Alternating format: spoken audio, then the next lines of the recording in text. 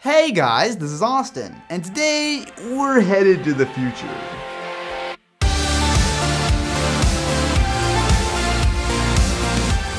If somehow you've never heard of the Oculus Rift, I've done a few videos on the original version and a couple prototypes, but the Developer Kit 2 is actually on sale right now if you want to give VR a shot. Pop open the box and you'll find everything you need to get started, including the new positional tracking camera, which reads the IR lights built into the headset. From the outside, it's similar to the original Rift, but Oculus has changed quite a bit in just a year. Up front, you can now pop off the cover to get at the USB and HDMI ports if you need to replace the cables, and instead of having a big breakout box like before, everything connects to this little dongle. There's also a USB port built into the headset, which allows for future accessories to be plugged in. The biggest upgrade though is inside. There's now a 1080p OLED display that runs at up to 75 frames per second, which is a huge improvement over the original Developer Kit. Interestingly, when iFixit tore down the DK2, they found the screen is pulled right from the Samsung Galaxy Note 3. Put the Rift on though, and it's a seriously impressive piece of tech. If you've never tried VR, there are a few demos that really do a great job of showing off what the Oculus is all about. The Unreal Engine coaster takes you on a ride around a nicely detailed room and is one of my favorite demos as it's nice and comfortable while still giving you a definite feeling of riding an actual roller coaster.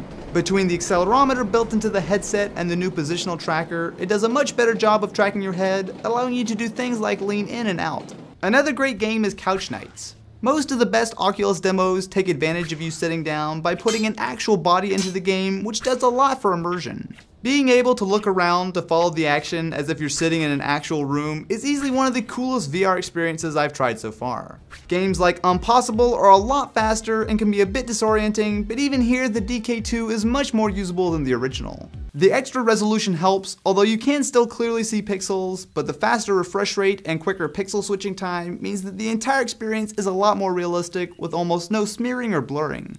Not everything is as intense though. Ocean Rift is a straightforward diving demo that lets you explore the ocean, which really shows off the huge scale that VR can give, and the jump scares when you get eaten by a shark too. There's a surprising amount of content that's already available for the Rift, including full games with VR support, as well as lots of mods to make other games work with the Rift. Most of these work just fine, but rarely will you just be able to launch a demo. This is aimed at developers and enthusiasts who don't mind being on the bleeding edge and finding workarounds when things don't work.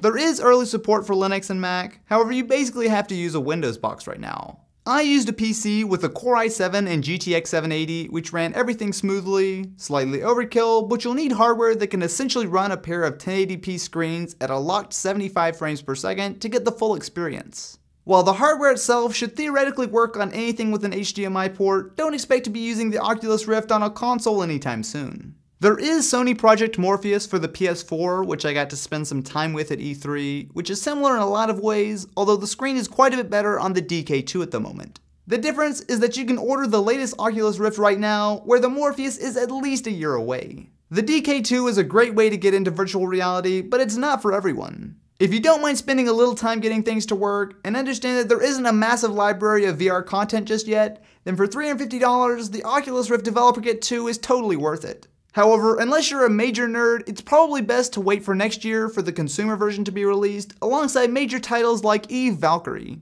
Either way, I think VR is here to stay. So what do you guys think? Definitely be sure to let me know in the comments below. Anyway, I've got to give a big shout out to Squarespace for making this video possible. Squarespace is the all-in-one platform that makes it fast and easy to create your own professional website or online store. I've recommended Squarespace to my friends for a while because it really is dead simple. There's no need to spend all day learning how to code, it just works. There are tons of great looking templates to choose from that let you drag and drop content right in, and they all work great on a phone, tablet, and computer automatically. It starts at just $8 a month, however for a free trial, head over to squarespace.com/Austin. When you decide to sign up, just use the offer code Austin at checkout to get yourself 10% off and let them know I sent you. Anyway guys, thank you so much for watching and I will catch you in the next one.